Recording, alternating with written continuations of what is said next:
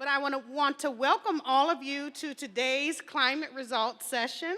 It is so good to see so many of you in the room, and also to those joining us via live stream. We are delighted that you're here and are really happy to share some of the results of our survey and look forward to an opportunity to engage. And I just wanted to note, for those of you attending via live stream, there will be a segment in the program that is centered on small group discussions.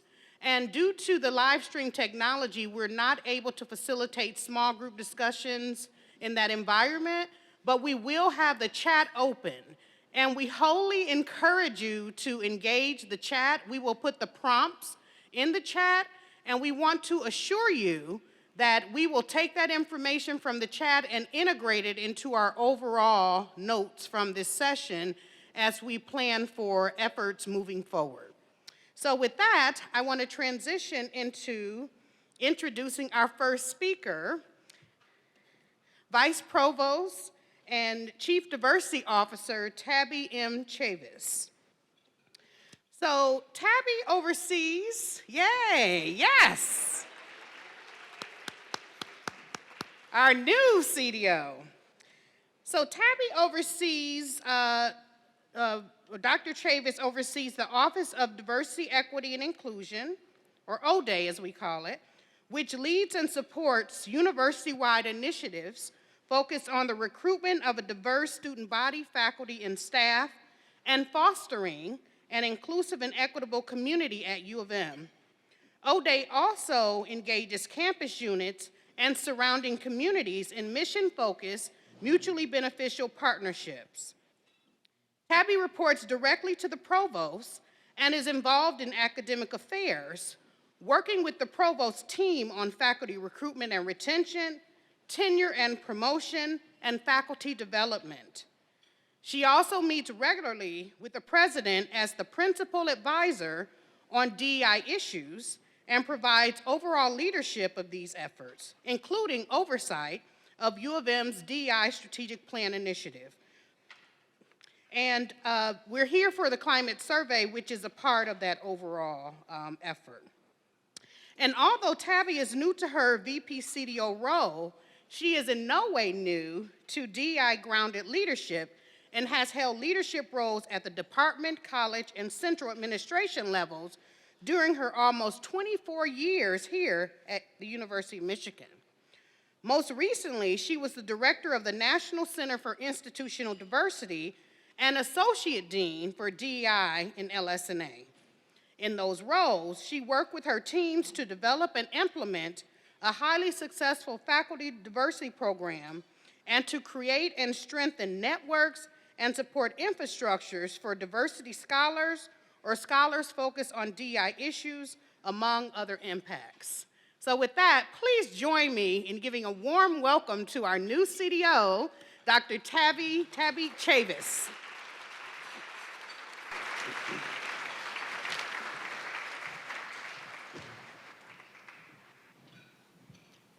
Thank you, Katrina. I was so excited to join a team with Dr. Katrina Wade-Golden as the Associate Vice Provost and Deputy Chief Diversity Officer, and our whole ODE team. Thank you for attending today, in person and virtually, and we also look forward to others accessing this information as this recorded event will be posted on our website following today's session.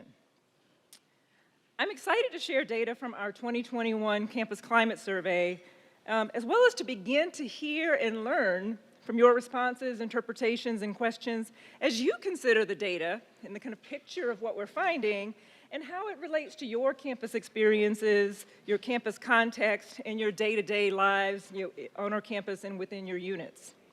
As many of you know, or may know, but may not be known to others who are new coming into our environment, our campus recently wrapped up its first DEI strategic plan period, which was a 5-year period and an initiative and a campaign in which all units on our campus were provided a guiding framework from our central leadership, but were asked to develop unit-level plans that included specific goals, objectives, and success metrics.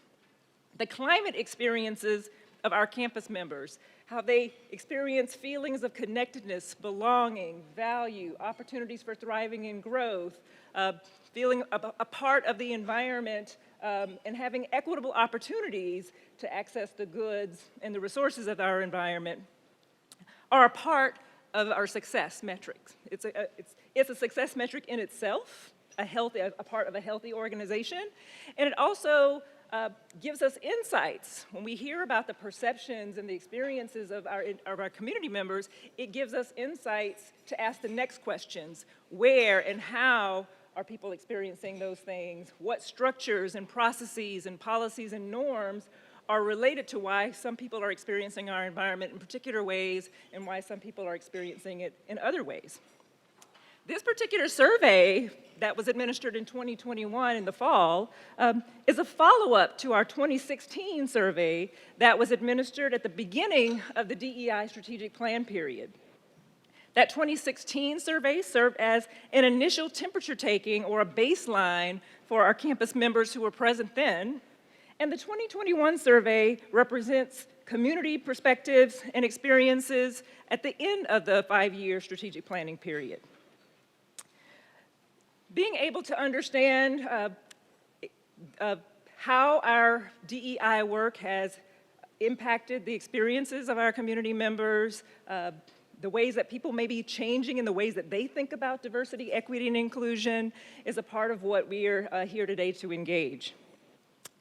Before I move on to the main part of the session and share that information with you, I want to provide you with some background on the method and approach that we use to gather the data, the data that we gather, and the rigor of that approach and the representativeness of the data that we're able to get across our community strengthens our ability to really understand our community experiences and to be able to be acting on those experiences and that information, taking evidence-based approaches. And with that, I'm going to pass the mic to my colleague, Bill Exen. Bill Exen is a research professor in the Survey Research Center and the Population Studies Center, and a professor of sociology and public policy. He was director of the Survey Research Center at a time when the University of Michigan decided to invest in applying state-of-the-art methodology and best practices to the collection of campus climate data. He coordinates a team of methodologists to design and oversee the best possible data collection methods for the DEI surveys.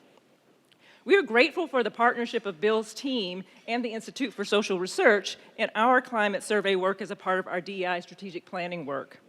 Again, our ability to understand and act appropriately on our community's experiences is limited by the quality of information that we're able to gather from our community, and Bill and his team have been a great partner in supporting high-quality, evidence-based approaches to understanding our community members' experiences.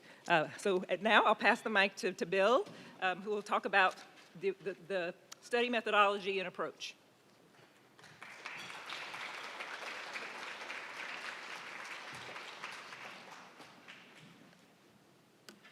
Thank you, Tabby. I hope all of you are proud to be part of this university the way I am, and in this moment, because of this university's devotion to excellent quality data as a resource for planning, investing, and working to create a better future. My job is to explain the methodology to you briefly. Key points have already been made. That this survey was developed by the Office of Diversity, Equity, and Inclusion, faculty advisory group, and a group of us at the Institute for Social Research advising from a methodological perspective. We hired an outside firm to conduct the data collection, and as we'll explain momentarily, this is part of our devotion to the privacy and confidentiality of the process. We have some new measures on well-being, COVID-19, and perceptions of DEI progress that supplement the core measures that Tabby just described, which are updating our measurements from 2016. And the methodology we used yielded a highly representative sample and very strong response rates, and we're delighted with that. The most complicated thing I have to explain today, I believe, is that we did two things at once. We had a primary objective to create unit-level reporting to allow units to assess their progress over time. That required a census design. Within that, we also implemented a second priority, which was to create university-level metrics of change with a sample survey framework. We did both at once. Your units already have some unit-level feedback, and Tabby and Katrina can talk more about that. And what we're focusing on today is really the university-level metrics. I want to underscore the very serious devotion to confidentiality of all respondents. As I mentioned, leading with third-party data collection. That allows them to collect data from the sampled respondents and then delink their responses from all of the personal identifying information that may have been connected to that, destroy the personal identifying information, and pass on to us just responses to questions. U of M will never receive any identifying information on respondents. All participants were told that the survey is voluntary and confidential because the survey is voluntary and confidential. An effort to raise response rates have succeeded, we believe, in reflecting the full diversity that is at University of Michigan. You'll see that in faculty, staff, and students momentarily. And these are the overall response rates that we were able to generate, 49% for the students, 62% for the staff, 64% for the faculty. And as institutional surveys go, this is among the very best that's ever been done. So we're thrilled with that. I think that's my part. Tabby, back to you.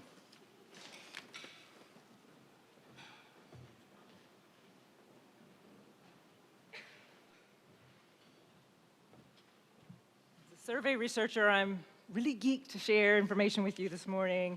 And you just want to also add further clarification that around the sampling approach. Because we're seeking to have representative samples from different communities in our campus, that we had a sampling approach which identified a subset of faculty, staff, and students, and specifically sampling people from different communities to ensure their representation, given that many of the groups on campus are represented at higher or lower levels in our campus community. And I'll show some additional information related to that in a moment. But the first thing that I'll just state is that the University of Michigan is comprised of a diverse group of people, and our current effort really tried to reflect that in meaningful ways. So as you can see, or observe from this particular slide, that the student, staff, and faculty participation by racial ethnic identification overall did reflect the representation of these communities in our campus based on what we know. I will just say an exception would be Middle Eastern, North African. We actually don't collect those data in our central HR and academic systems, so we actually have to rely on self-report in surveys like this to understand the representation of that community. But for other communities who are represented on this slide, those who indicated other means that they indicated an additional race or ethnicity that wasn't among the choices that they had to check. And then more than one race or ethnicity, people had the option to indicate their identification with more than one group. And so these percentages overall, again, reflect the representation of these communities on our campus.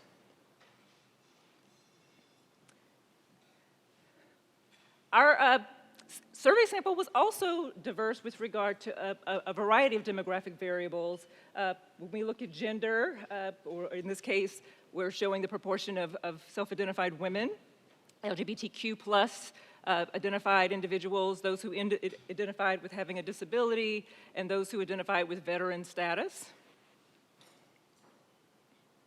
So we don't know the baseline of that for our population because that's not information that's in our central database systems, but we feel excited about the fact that we have variation in reports across these demographic categories in our study sample.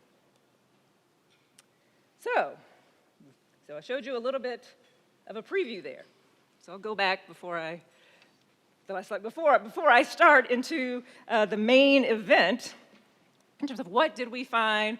And I will just start by saying that our evaluation team, including our partners at the Institute for Social Research, did many, many, many analyses. And what we're sharing here are kind of high-level themes that kind of emerge from the data, but we have many more analyses that will show up in the full report that we'll be posting to our website that has more detail and more analyses, breakdowns, more information with regard to different groups and communities as well. We just, in the scope of our time, would not be able to provide all of that today. But we want to give you some of the major headlines in terms of themes that were emerging from the data. I'm going to encourage you and challenge you as we present these different slices of data to think about them as building parts of a bigger picture. And some of the parts of the picture may seem expected or unsurprising to you, and there may be areas that may seem more surprising, and we will really be interested in your thoughts and interpretations of that as we unfold each slice or each kind of headline based on main themes from the data analyses. So I'll start again here. Overall, the 2021 sample respondents experienced the general university climate and their own personal experiences less positively than those who reported in the 2016 sample. And I want to qualify this by reminding that these are not the same people.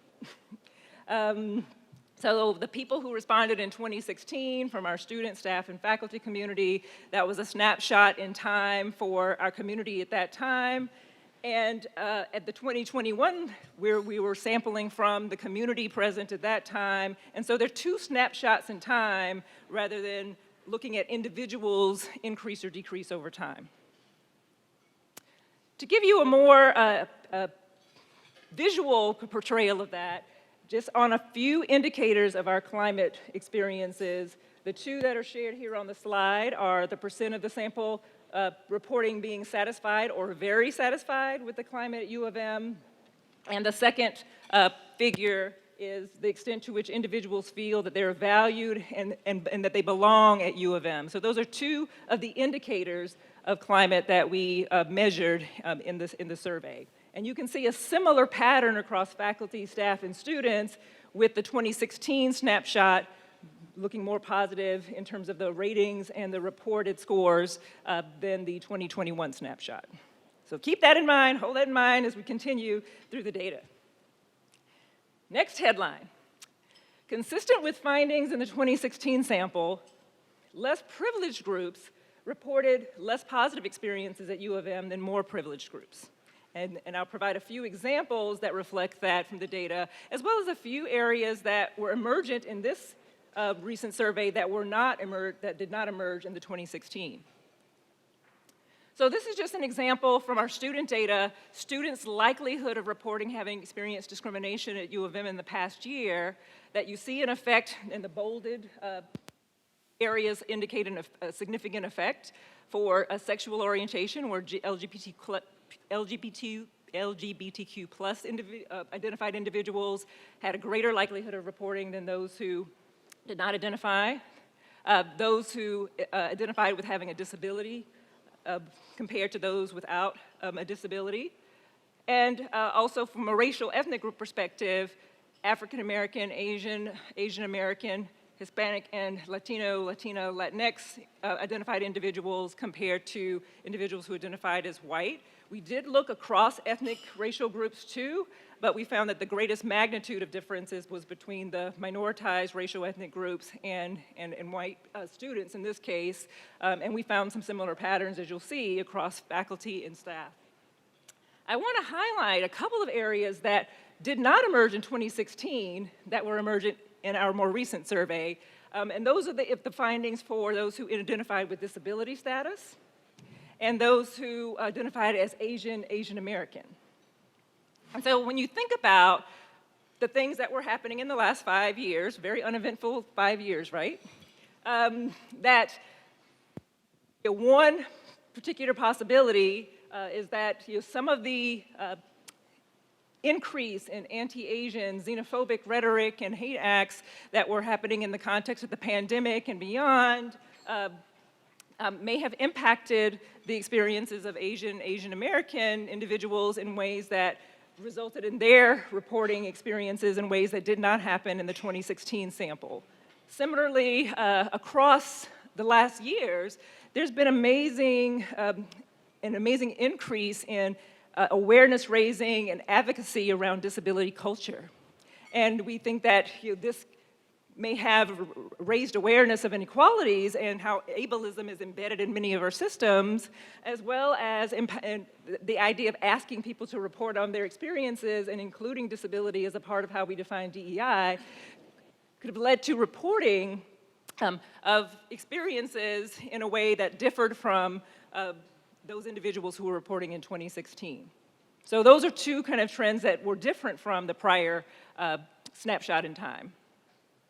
Similarly, we're looking at staff for the same type of item, and you see some similar patterns, but some differences. And our faculty, staff, and students had some shared and some different experiences where disability identity showed an effect, as well as racial differences with our African American, Hispanic, and Latino community. And faculty, where we see a gender effect with women reporting a greater likelihood of discrimination than men, with disability, and then all of the racial ethnic categories that you see pictured here, where there was a difference between those minoritized groups and individuals who identified as white.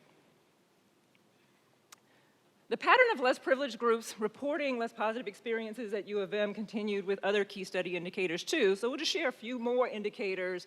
Another area that we were interested in looking at with our climate survey are not only satisfaction with the climate or feelings of belonging, but whether people feel that they have an opportunity to thrive and grow in their academic life, in their workplace, in their professional life.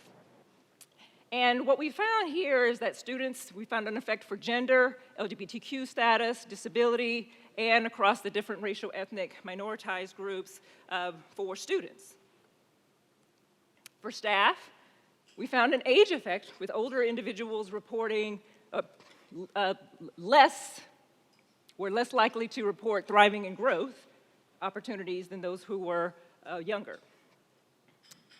Disability, and then these two racial ethnic effects that we also found for staff.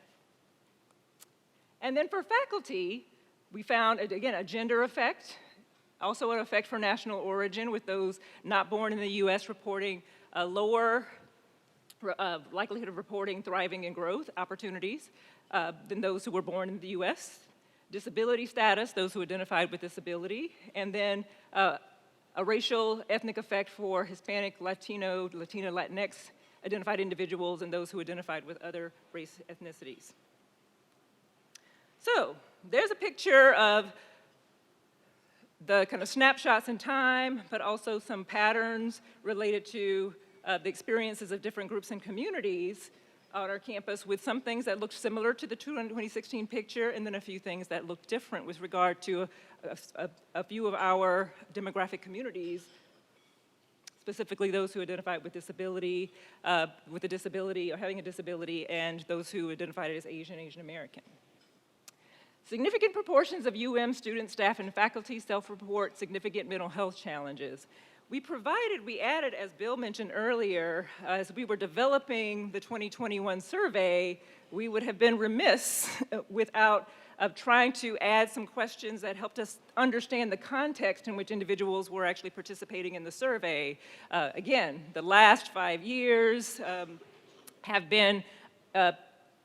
provided us with unprecedented social challenges related to the pandemic, related to the new racial reckoning, related to the inequalities that were happening, related to police violence and brutality.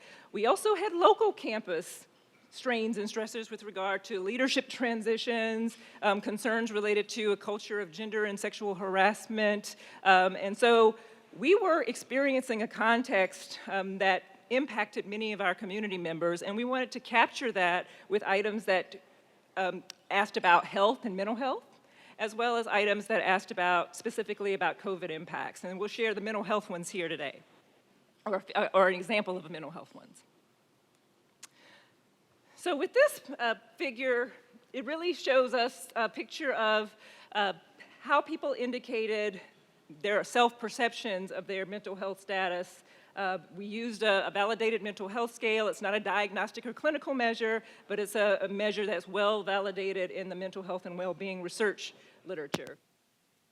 In this case, you can see that students 42% of our students reported fair or poor mental health well-being.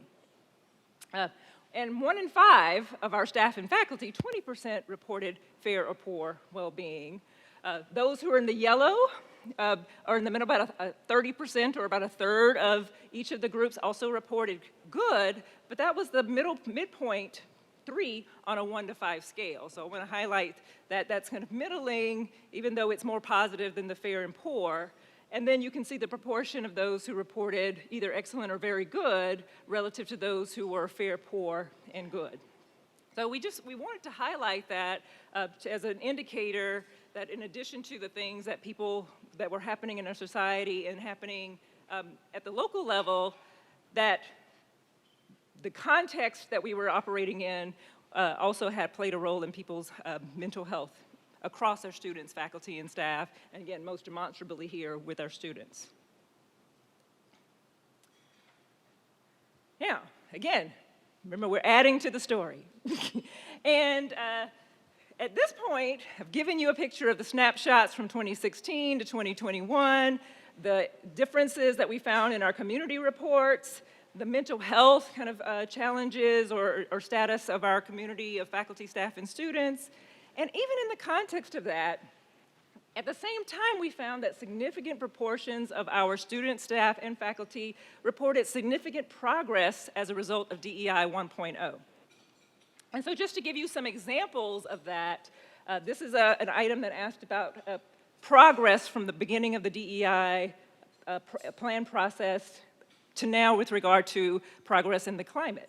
And you can see that 94% of students, 92% of staff, and 89% of faculty are saying we're at least the same or much or somewhat better, as a function of our DEI 1.0 process. A much smaller percentage are saying that we are much or somewhat worse as a result. Similarly, we asked about comparisons to other institutions, because when we talk about Michigan doing well or Michigan doing poorly, sometimes there is an implicit or explicit reference group. Like we're doing better than whom? We're doing better, or we're doing well, and we're doing worse than whom?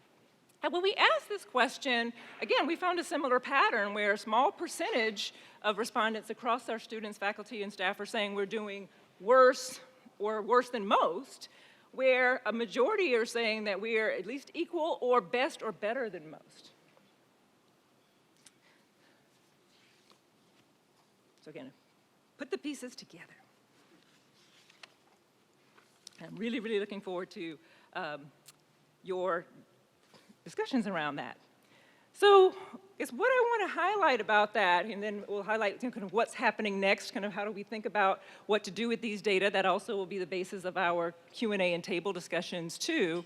But before then, I wanted to kind of provide a few kind of speculations around the data patterns that we found, some that are based in other research, and some that are based in discussions that we've begun to have with our campus members. The fact that we had the snapshots at 2016 and 2021 look different, but in terms of 2021 responders responding more critically, at the same time as a majority of our respondents are also saying that we've made progress and are similar or better than most, tells us together something about what's happening in our climate.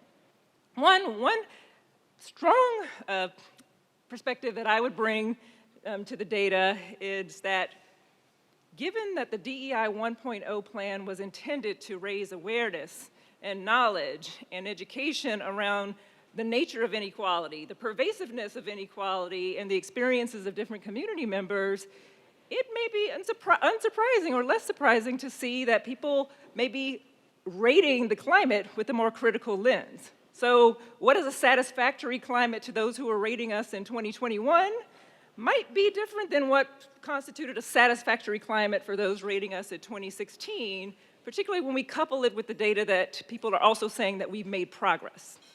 So a part of awareness raising means that we are inviting people to name the inequalities that they experience, to name the structures and systems that they're experiencing that are not providing equal opportunities for a feeling of belonging or feelings of thriving and growth. So that in itself is an interesting picture, and would love to hear your perspectives on that. Some of you have probably been here a long time. Some of you may have been here a shorter time, and I hope your tables represent a mix, because it will be really exciting to hear from those of you who've been here for shorter and longer periods of time how you think about kind of the change in the temperature and the change in the way that we're talking about DEI, the way that we're thinking about it in a way that may reflect on these data findings. In addition, the kinds of community differences that we're finding, we invite your input and perspectives on the experiences of different groups and communities across our campus, particularly as you think about your own communities and unit spaces, to help us understand spaces where there has been good progress for different communities and spaces where there's still challenges and gaps that we need to address going forward. So what's happening now is that we continue. So in September, we were preparing materials, messaging these data to not only to our broader public, but to our central leadership. We're having these public sessions, and then we're also following up with a variety of community sessions to engage not only these data, but to help you think about your own unit data that maybe have been shared with you by your unit community, as well as sharing other forms of data that we've collected. The climate experiences of our environment are one part of the picture of how we're doing in DEI, but we also have data on things that relate to processes and procedures that our units are engaged in, related to, for example, is DEI being integrated into core mission areas across our units? So if we look at budget requests and the values that units have about what they prioritize and ask for, do we see evidence that DEI has become more interwoven into the core mission areas that our units are working on, but also asking for resources for? Also, other ways of looking at our curriculum. And have we grown in our curricular offerings that engage DEI? Have we learned about models related to inclusive hiring and retention practices that have impacted our staff and faculty community positively, or admissions approaches that have impacted our student population in positive ways? So we'll have both the perceptual data, but also other forms of observed and documented data that we'll be sharing with this community. And then in January 2023 and beyond, with regard to the survey data and other forms of data we've collected, we are also convening a faculty group, and this could include faculty, research staff, as well as students who are working in a research capacity or a programmatic capacity, to look at the data themselves. So we're bringing some questions to the data and answering them, but your questions and our community's questions also can help us understand the data even more deeply, raise new questions that we may not have thought about that we can answer from the data, as well as provide opportunities for dissemination locally and nationally through presentation and publication, which will also benefit those faculty, students, and staff as well. So with that, I get to the really, really important part of this session, which is what's on your minds. And we'll invite your questions, and then we'll be engaging in some table discussions so that we can learn from each other as well. Thank you.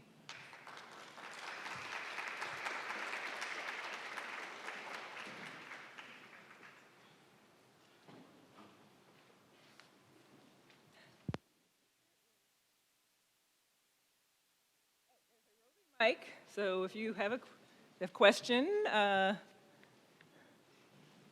I have a question. Oh, yes, please. One of the things you mentioned is that we don't have a census-level data of, ethnicity, disability, and other categories of our staff, faculty, and students. Maybe I'm misunderstanding. I'm wondering. We don't have a. So when you gave information about who responded to the survey, you mentioned we don't. Is it true that we don't know? Details about those, like how many people in our university Right. identify as those things. So as you might imagine, like when you apply for admissions or you apply for a job here, that our HR and academic systems have asked for race, ethnicity, gender, identification. We don't ask people about other aspects of their identity in their job applications and admissions, so we don't have central databases with those, with that information in it to use for sampling. But we rely on surveys and high response rates on our surveys to be able to give us a picture of representativeness of those communities, because we don't have a way, for really good reasons, to ask about those things when people are applying for positions or being admitted to Michigan. Yeah, please. Love these kind of questions. Her answer was spot on, exactly correct. I just wanted to add that LGBTQ plus is a wonderful example of this. This is not a thing that's recorded on applications. That's one of the reasons we put so much effort into getting not just an excellent quality response rate, but a really balanced response rate across all different kinds of groups at University of Michigan, because these now are our best estimate of how many people meeting that self-identity are at University of Michigan in 2021. I have a question from online. Current climate survey questions do not accurately reflect our community incidence of disability and need for accommodations. Is there thought being given to adding additional questions? Well, yes and no. So I would say this climate survey, and if I could keep everyone in a room for like 3 hours for them to answer all of the questions that we would love to know, that would be the 18,000-page survey. We really had to try to create a survey that broadly hit a number of category areas, but the data were intended to be a starting point. Like good data raise more questions than they actually answer. So the fact that we're finding effects in terms of likelihood of experiencing discrimination and climate concerns with our disability community leads to the question of like why and how. Like, why is that happening? Where is it happening? For whom is it happening? What are the structures and cultural norms and experiences that are leading to those reports? That's the work of, that's the what next. The climate survey is not the end, it's actually the beginning of an inquiry process where we're trying to understand what people are telling us in terms of their perceptions, the temperature of their environment, what conditions and environmental kinds of conditions lead to those experiences. So the answer would be not necessarily in this particular survey. I think there are always new questions that we can add as we think about doing the next version of this survey. But I would say that what we would also do before that next survey is to use these data to engage with our units, to show them these patterns, and to be able to then lay out a systematic approach for trying to understand like where are these reports coming from, where they're happening, how are they happening, and what are the potential intervention points when we know that? That's a great question and really appreciate it. Oops, it's coming.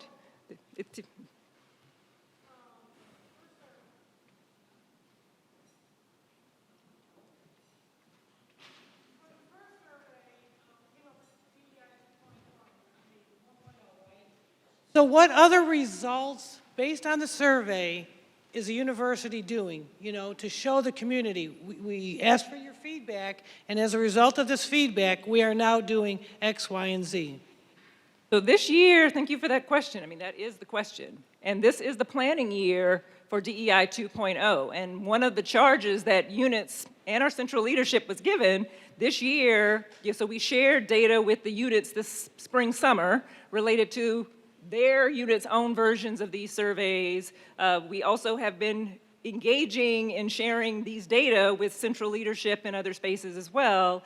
And this year is literally the planning year where we're looking at these data as well as the unit reports around their successes, challenges, what efforts have they made that have been successful, what efforts have been less successful, where there's still gaps. And this is the year where what we've learned is to inform the next 2.0 DEI strategic plan, which is being planned this year for launch in the fall. So this is literally the time, and you're in the front end of sharing the data.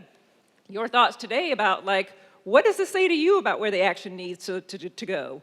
where the interventions need to lie. This is literally that process right now. We are in the process. I mean, so you've gotten this data right after our central leadership has gotten these data as well, and that literally is the conversation. Now that we know, what are we gonna do? And our DEI strategic plan team has provided a framework and planning toolkits and resources to support units in trying to digest the information themselves, and also to help them in laying out strategic objectives that are real, measurable, and feasible. That is the key part. This is, again, this is only the beginning. This is not the end. We did a climate survey. It is, what do we know and what do we do with what we know?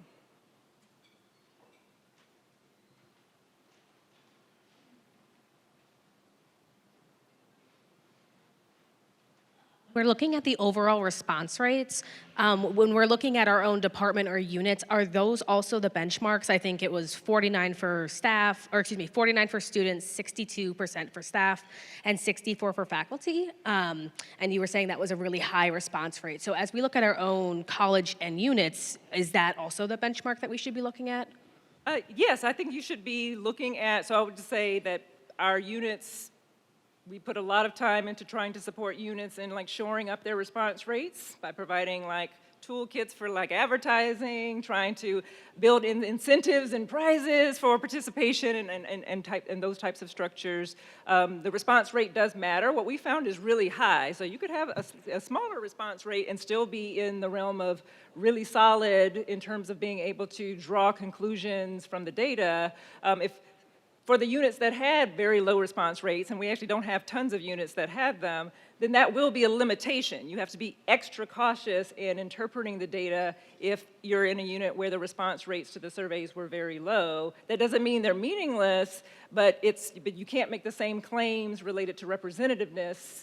Some people in your community are answering that way, and that's important to know, but you may have to do more work to uncover whether that's systematically representative of different communities versus units that have high response rates where you're able to make stronger claims that you're getting a broad picture of your unit. So those response rates, and we can send some things out about that if that would be helpful, they matter, but these are very high, but you can still do a lot with ones that are like even a little bit less high than what we found here. Do you have anything else to add, Bill? Units at the University of Michigan are terribly heterogeneous from a perspective of trying to get a good sample. And so, there's huge units, there's small units. If you take something like the students, we had 50,000 students to work with at a university-wide level. That's a very solid design premise. If you're in a unit with 12 students, a 50% response rate might sound good, but it's 6 people. So, somehow it's a little bit more complicated than the question. I think Tabby is absolutely correct, and the overall picture of using the data to start a conversation, but please always be cautious about data. Always be cautious about data. Please don't over-interpret relative to your specific unit or community without thinking about both and thinking about all the ways it might not be precisely correct.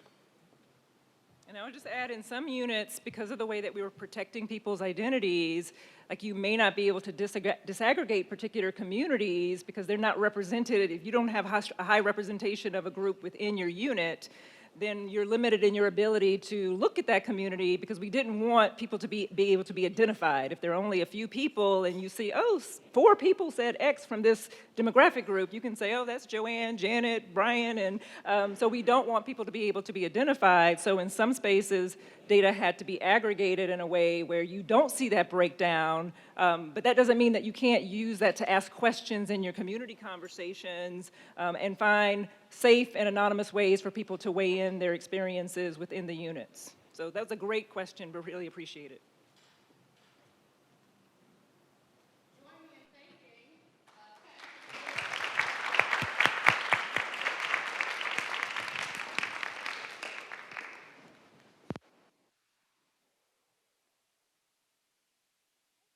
So I am here to transition us forward. You can have a seat. Forward into the agenda, and I would just like to add a couple of notes on some things that have been shared. One is an additional element of response to kind of what the university has done, and that is a perfect segue to extend an invitation for next, actually October 19th, we will be holding a session around the evaluation of DEI 1.0. So the climate survey becomes only one aspect of what we took up as our broad DEI work for DEI 1.0. And so that session on October 19th, and what is the time? Do we have the time? 11:30 to 1, and we will start the publicity around that soon. So please note that, and that's the opportunity to have a larger or broader swath of information around the initiatives, practices, outcomes, and results of DEI 1.0.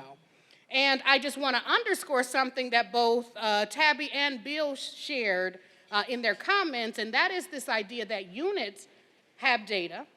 And so it is the work this fall to socialize those data. But I do want to underscore this idea of the data collected at the unit level is different from the university level sampling effort. And so in that frame, direct comparisons are not appropriate.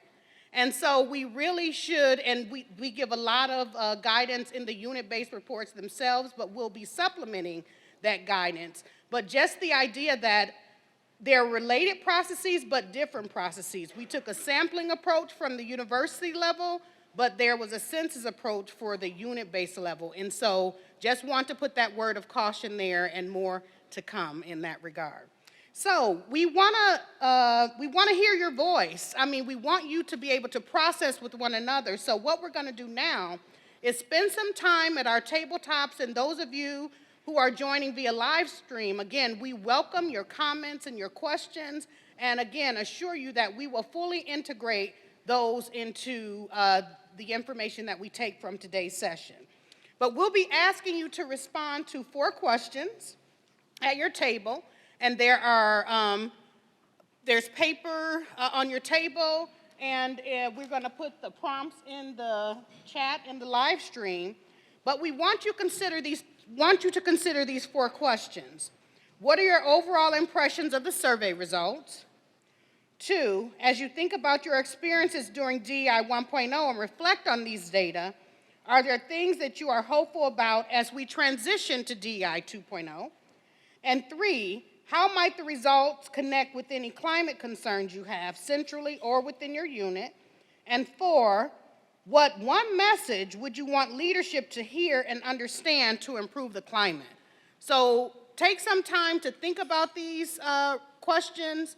We invite you to write your responses. We will be collecting these sheets for our purposes, and share with your table. So we're going to allow 20 minutes for that process. Thank you.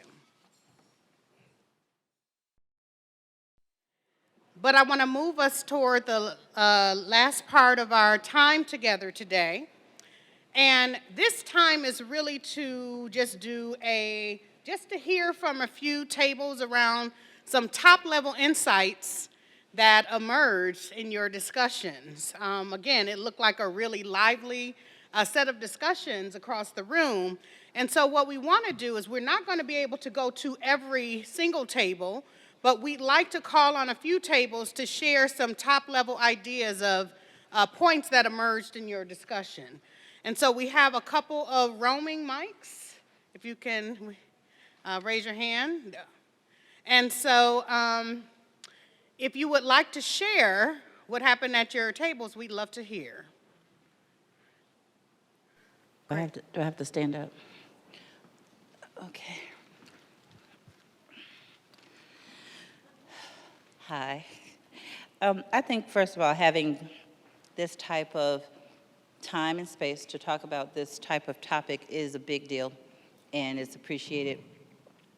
I didn't share with my table, but one of the things I was thinking in answer to some of these questions, and one of the questions is, you guys deal with diversity all day long. That's your job. That's your unit.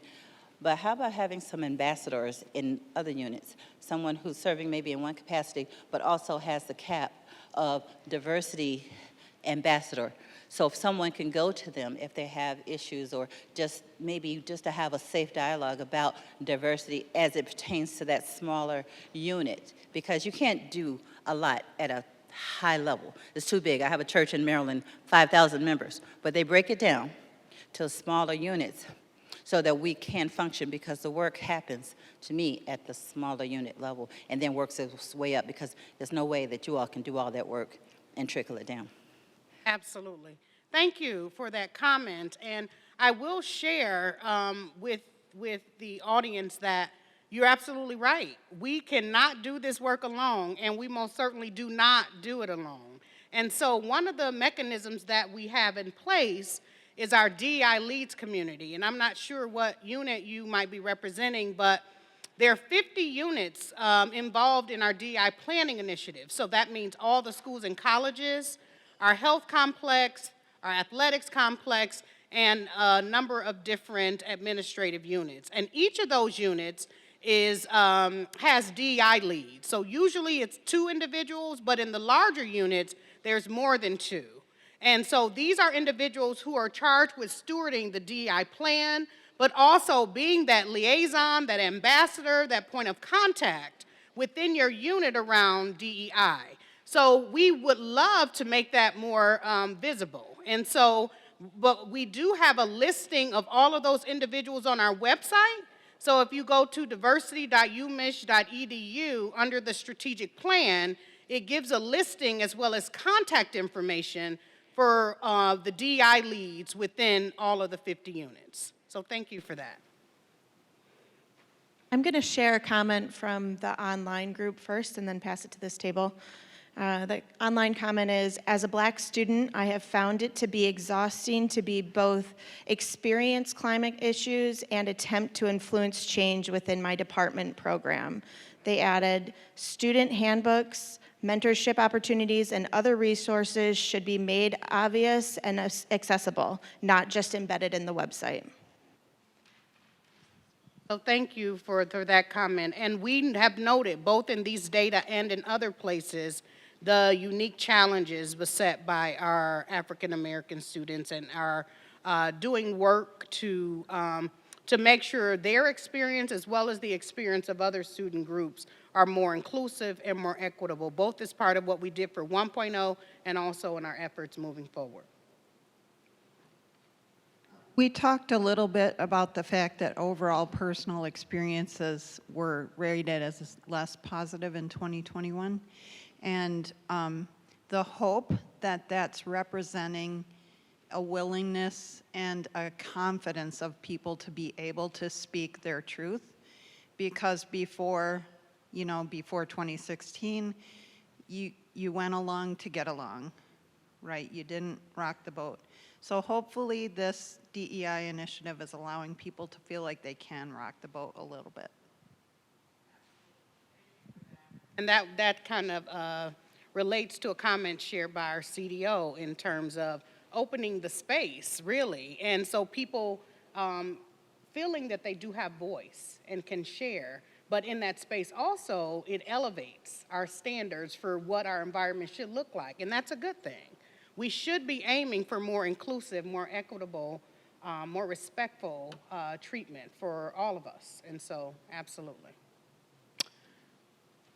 Okay, maybe one more question or one more insight shared from a table. As you're thinking, if you want to share, I'll share one more comment from online. What work is being done to support minoritized views on campus and the hospital that were shared in the survey? Minoritized views on?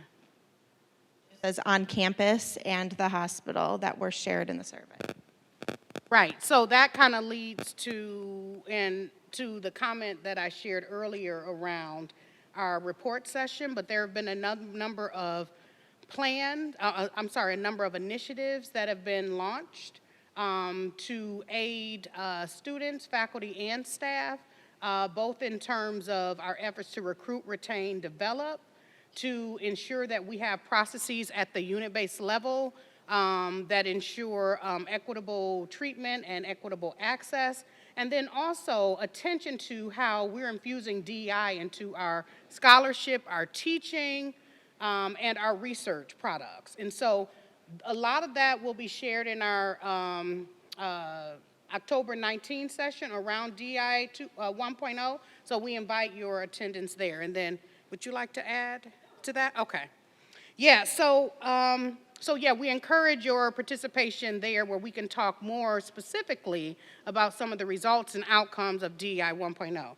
So as we are moving to close, I want to invite CDO Chavis up to the podium to close us out. And thank you for your attendance and participation today.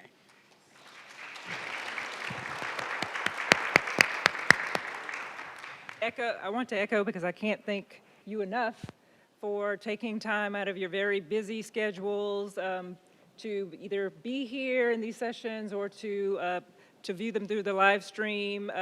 That itself has been a really powerful signal of the interest, commitment, and urgency of these issues within our community.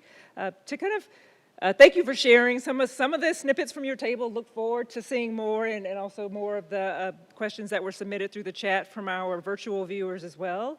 The comments that have been made really are striking and important, and you probably have many more that are striking and important, but what I really want to highlight here about this information session and the efforts that are going forward is about using knowledge to exert urgency and pressure to our campus to act on these issues. So we can't say we didn't know anymore. We're not aware of how different units or information is experienced. Sometimes information gathering can be used as a resistance, like, oh, maybe we need more data before we can take any action. Like, no, we have a lot of data. And we can actually tell you some things about our experiences of our communities. The other thing, many of you who have been here a long time and many of you who are new have probably heard many, many times, or will hear many, many times, Michigan is so decentralized. And so, and one of the comments over here, spoke to that too. So one of the really important features of this intervention, this campaign, this effort of strategic planning is to also make sure that the work of DEI is actually infusing across our campus. You'll see some data in the coming weeks that will show us that some in our areas of hiring for faculty and staff, in some of our admissions, that the hiring and admissions that has happened over the past 5 years has become more diverse. If I give you the university picture of that.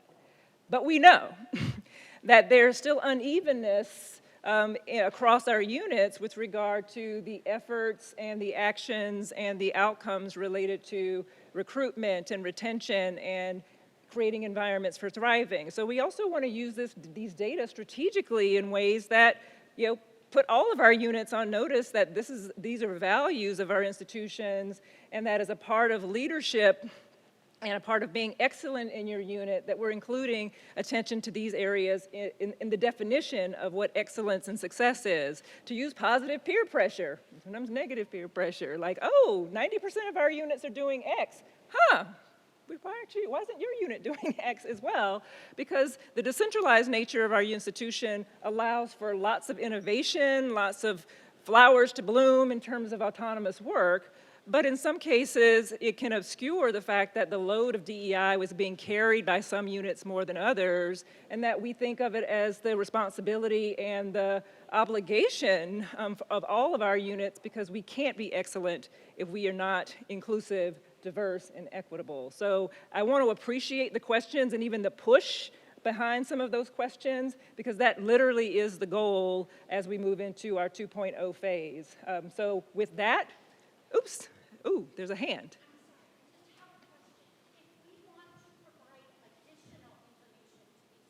There's a mic right there. So. If we want to provide additional information to these questions, is there like a survey we could go to? Is there a place where we could provide more information? Can you grab the mic? Our email, diversitymatters@umich.edu. and we will get those and incorporate those. Or Tina, you know, you can email me directly too. In fact, we hope that these data, as we share them, and then as you begin to get more information about your unit data, prompts exactly that. So please do share, because that really is a form of qualitative data that helps us understand if people are saying, I experienced X.